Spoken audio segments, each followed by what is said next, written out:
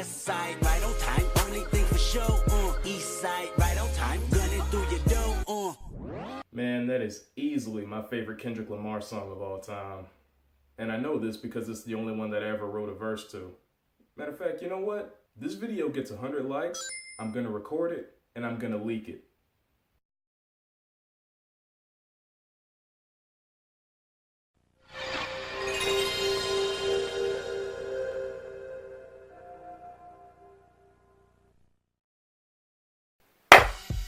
What's poppin', everybody? It's your boy Ev, aka D2X, and I've been getting this question a lot in the past month or so. And so for those that have been asking, I'm gonna go ahead and do a quick little comparison between two models, the Adidas Crazy Explosive 2017 and the Adidas Explosive Bounce. So if y'all are ready, let's get this thing moving. Now, as you watch this video, one thing that you're going to notice is that there's going to be a common theme of comparing comfort versus function. And what better way to start off with that than the materials? With the Explosive Bounce, we have a more usual suspect, which is a full-length setup of engineered mesh combined with some synthetic overlays, whereas in the Crazy Explosive 2017, they brought out the new fused mesh concept, I guess as a marketing ploy to further push the Forge Prime Knit that was featured on the Prime Knit version. Now, the Explosive Bounce utilizes a more usual suspect with the engineered mesh setup. It does have that initial snug feeling, but as I mentioned in the performance breakdown, that's mainly due to the inner sleeve and not so much the upper itself. However, one thing that I didn't mention is that when I first laced these up, it did feel like there was a little bit of dead space. And that's actually something that you do not get in the Crazy Explosive 2017. It's not to say that this shoe runs large or anything like that.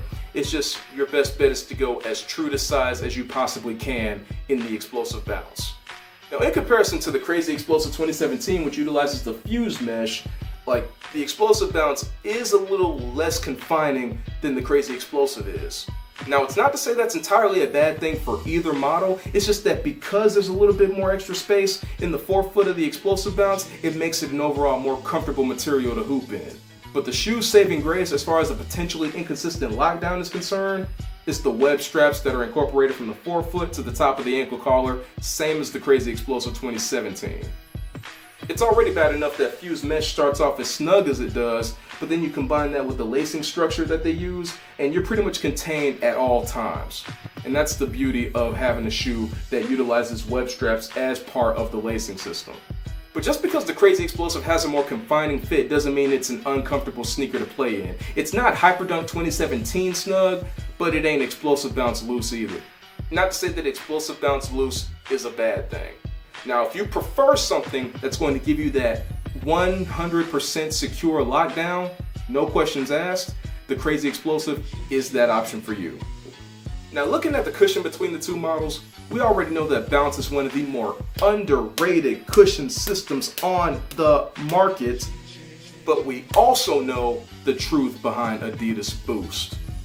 However, it's the implementation of the cushion setup that ultimately makes the difference. Case in point, the Explosive Bounce has very little rubber or TPU that cages the Bounce foam, whereas that's pretty much half the midsole in the Crazy Explosive 2017.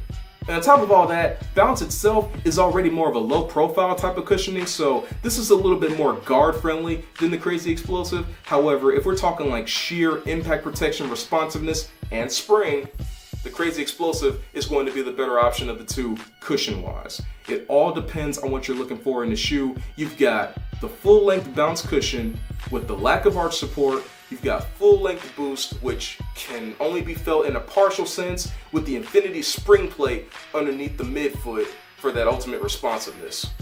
Now, if you're asking me personally, if you're asking Ev, I'm going with the Crazy Explosive 2017 in the cushion category.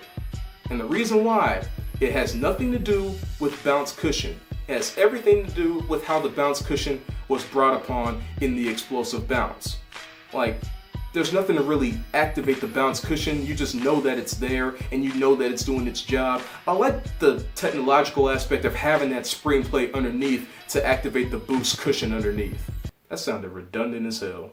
But nonetheless, if you want a low profile, plush, and responsive type of cushion, then look no further than the Explosive Bounce.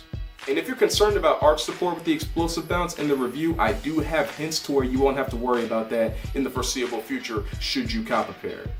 Whereas if you go with the Crazy Explosive, not only because of the infinity plate but the exposed TPU shank, that's going to be a thing of the past. Now let's talk about the traction between these two. I love the cellular traction design that's featured on the Explosive Bounce's outsole, but if we're talking pure function and durability, the Crazy Explosive would win for me. The two outsoles both feature very unique traction patterns, although I must say, being that the Crazy Explosive 2017 took the same outsole that the previous model had, and it had virtually zero complaints across the board, that's enough to make you want to stick with this shoe. Whereas the cellular traction pattern on the Explosive Bounce was a little bit more experimental. It just so happened to be a success. And another thing too, this is not a knock on the shoe, but the traction on the Explosive Bounce, it might just be because it's a translucent outsole, but it's a dust magnet. You're sticking to the court, but dust is also going to be sticking to the bottom of the shoe just as easily. Personally, I haven't experienced where that caused me to slip in unnecessary spots on the floor, but at the same time, if that's ever a concern of yours and wiping just won't do, you've got other options. You could try to grab a pair of Crazy Explosives or continue to wipe the insole, get some like court grip to adhere to the bottom of the shoe, or go with the solid rubber version of the Crazy Explosive or the Explosive Bounce. They have both. All in all, strictly for mental reassurance only, I gotta rock with the Crazy Explosive in the traction category as well. But yeah, that really wraps it up. I enjoy hooping in both of these shoes, man. There's a reason why this got an A- and this got an A+. Both sneakers, it's really tough to go wrong with unless you have concerns about arch support, which you can figure out how to solve, or unless you want something that's just a little bit free around the forefoot.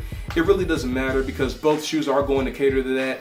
And when it comes to a performance-based sneaker, 2 out of 3 elements isn't necessarily a bad thing, especially if they're executed decently enough to where you can overlook it. And that's where the Crazy Explosive lies in my rotation, and that's why it's number 2 behind the Jordan 32 and just ahead of the Jordan Why Not 0.1. Before I go, quick shout out to the subscriber that suggested that I do this. I am open to suggestions like that. It's just a matter of if I'm going to be able to film them because there's a lot of other stuff going on at this time. And so I do apologize for getting this out a little bit later than anticipated, but you know, we really can only do so much with the time that we have, so it's best to spend it accordingly. But yeah, until next time, this is your boy Ev, aka D2X, and I would like to thank each and every one of y'all for checking out this video as well as the many more that are coming in the future. And until next time, I will catch each and every one of you later. Took a shot of XP at the top of the fight, used revive on the beat, just brought it to life. You out of full restores, and I'ma pull the cord from everybody in your team, and it's all despite. Ghastly, hypno, tick-tock, boom, that's self-destruction. At a critical point, they give a hit with the poison, so ridiculous joy can't even help you function. Set it off, who's next?